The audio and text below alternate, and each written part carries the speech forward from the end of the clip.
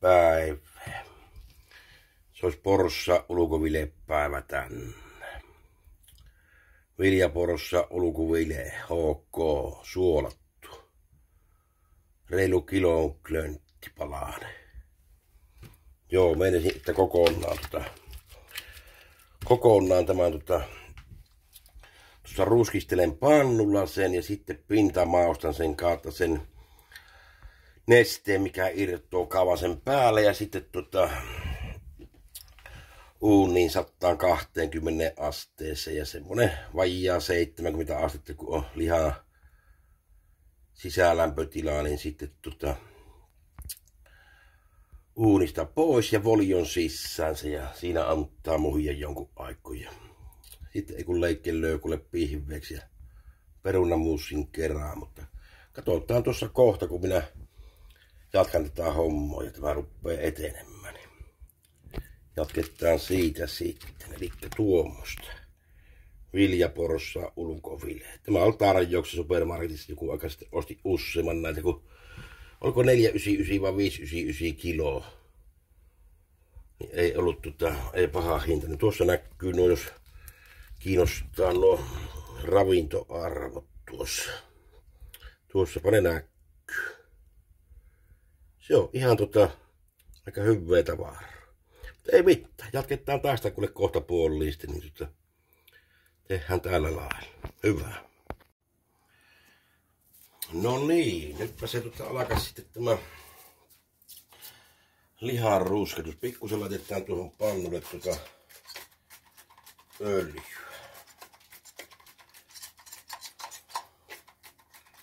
Öljyä, ihan tuommoista oliiviöljyä. Liha on nyt ollut suurin piirtein vajaan tunnin tässä huoneen lämpötilassa ja otellaan, että tuo lämpötila noussut, niin minä siirrän sen tuohon pannulle ja ruskistelen sen siinä. Tein tuossa tämmösen, ja näkyykö tuosta näkyy, tämä on tässä on sitruunapippuri, jauhelihamaustetta, grillimausta ja valkosipulirouhet, tämmösen sekoituksen, millä minä sitten tuon lihan tuosta pinnasta voitelen. Eli tämmösiä maustepörssin tavaroita. Sitruunapippuri, jauhelihamauste, grillimauste, valkosipuli. Ja sitten muuten unohtui yksi homma. Laitetaan pikkusen vielä siihen aromisuola otetaan tuosta ja laitetaan sitä kanssa tuohon joukkoon pikkusen. Rullautetaan tuon niin näkyy. Täyspurkki pitää aukasta tuo. Joo. Pienemmän. Tuosta laitetaan vaan pikkusen aromisuoloa sinne kanssa sekkaan. Ihan maustepörssin aromisuola. Ja pieni rippaus vielä sitten ihan normisuolaa tuosta tuollesti.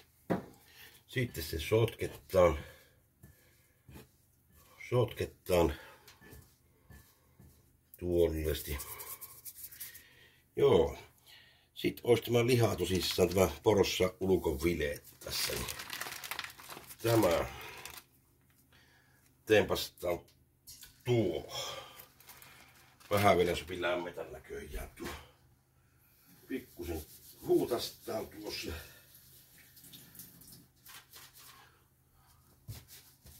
Näppylöitä. Tuopupi pois tuosta laittuu tuonne tiskiä ottamaan. Joo, tosissaan siihen otetaan se väriin vaan pintaan.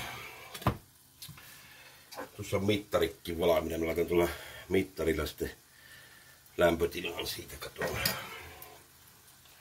Nyt otetaan semmonen pintarusketuskeppe, että mulla on uuni lämpimä 125 noin. Tämä kevyesti ruskistellaan ja sitten tuohon astian mittarin kanssa tietysti mausteet pintaan ja kohta nähdään se tuossa. Mut ei mittaa niin minä vähän ruskistelen ja jatketaan kohta. No niin, nyt ruppee niinku pinnat olemaan kiinni tässä ja Sepä riittääkin tässä porossa ulkoviljassa. Nyt voi jo levy sammuttaa. Sitten siirretään se tuohon pannu pois tuonne altaarse ja sitten otetaan tähän tämä, missä tämä maustetaan. Minä tämän maustan tälle kauttaalta ympäriinsä. Erittäin hyvälle näyttää jo nyt melkein jo nyt tekisi mieli syödä sitä. Mutta maustetaan se huolella ja annetaan pikkusen paikkosen sinne. Tälleen pintamausteella, joo. Päädyt kanssa.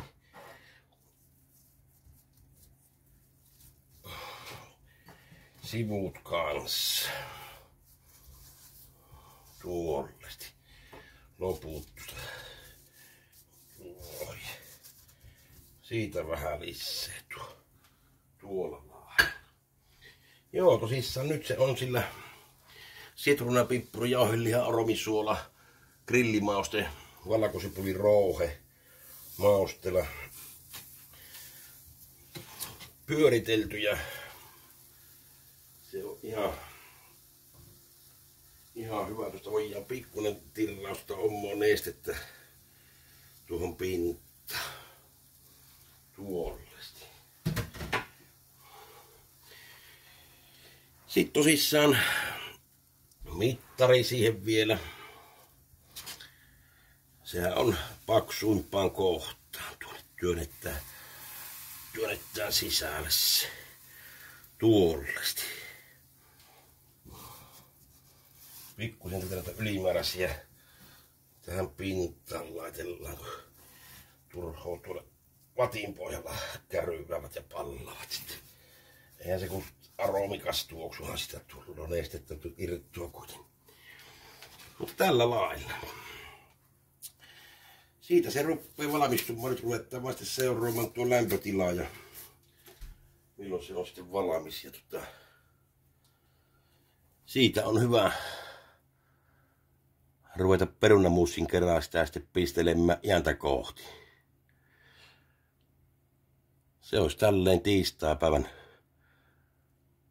eväsruoka. Mutta jatketaan kun on valmista. Hyvä. No niin, väliaikatietoja. Siellä se ulkovile pötköttelee. Lämpötila rupeaa olemaan vajaa 70. Annetaan vielä jonkun aikaa olla. Ja Sitten minä otan sen tuohon ulos ja käärin volionsa. Ja semmoisen 15 minuuttia, 20 minuuttia annan tekeytyä. Ja siitä jatketaan taas sitten perunamuusin pyörällä tässä välissä nyt. Ja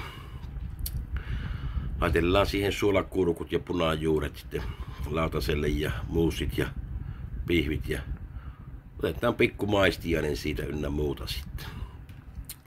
Hyvä, kohta taas jatketaan.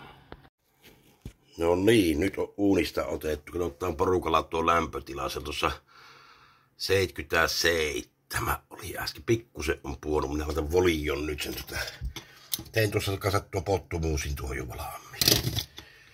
Kohta ruvetaan kuule syömään. Hyvin on neste lähtenä ja vein pikkusen kovemman lakkitus, niin hyvin on väriä ottanut ihan ja kannetaan volios sisällä olla vähän aikaa tuossa semmonen vartti, niin leikellä ja ruvetaan maistelemaan. Hyvä. No niin, nyt se kuule on valmista ja tuossa jo annoksen tein ja leikkasin lihaan ja niin kuin näkyy, niin erittäin hyvä tuli ja tuolla reseptillä. Siihen vielä voisi kyllä tuosta pikkusen tuohon lihojen päälle laittaa valkosipulia ja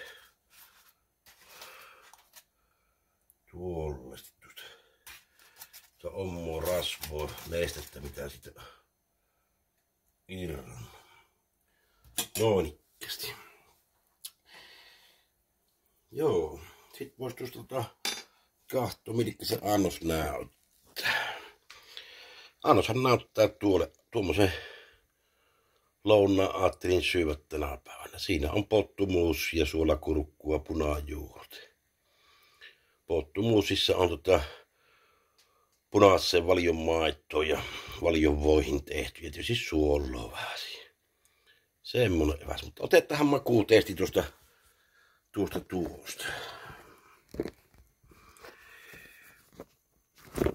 Oho, mennään kavera lähtee huitelemaan. Otetaan makuutesti tuosta piihvistä nyt. Tuosta leikataan. Mitenkä se onnistuu? Joo. Tuon näköistä.